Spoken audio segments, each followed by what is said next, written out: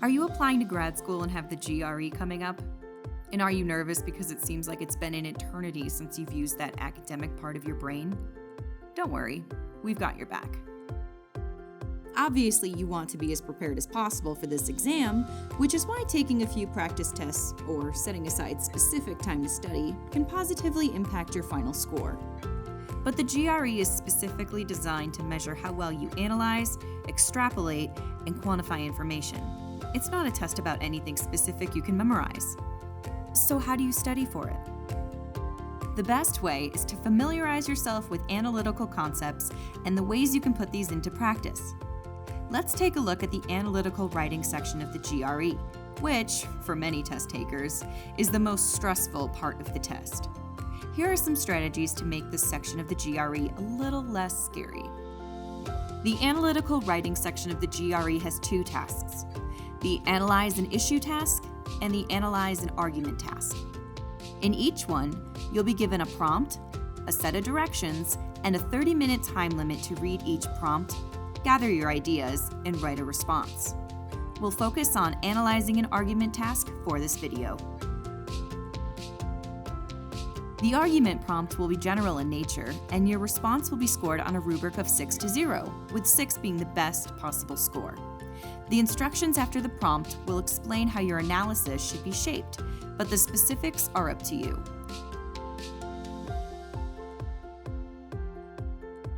The good news is, the GRE will present you with flawed arguments. Remember, it's not your job to agree or disagree with the claim, but to expose those flaws. Don't be fooled if the prompt has numbers, percentages, or other statistics. Their function is to support the argument or appear to support the argument. They may actually reveal flaws in the argument that you can build off of in your own line of reasoning. Here are some things to look for that can help you expose a flaw in an argument. If the argument features data from a poll or survey, is the data reliable? Is a sweeping generalization present? What about either-or thinking? This line of reasoning suggests that if one thing is true, the other cannot be true. This can often expose a flaw. Once you've identified the flaws in the argument presented, it's time to buckle down and write your response. It's best to think of this as a three-pronged attack: pre-writing, drafting, and proofreading. Remember, you'll have just 30 minutes to do all of this, so you should spend the bulk of your time drafting. Due to the limited time, you'll most likely be drafting and writing at the same time. Make sure to save a few minutes for proofreading, where you should check your thesis for clarity and look for words that can be omitted. Luckily, the GRE doesn't see spelling errors as an egregious offense. Your time is best spent crafting the validity of your response.